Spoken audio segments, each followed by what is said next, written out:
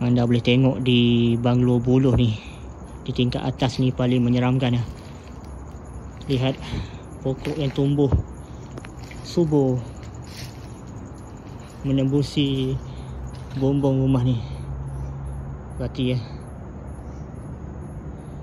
bayangkan dah berapa lama banglo ni ditinggalkan.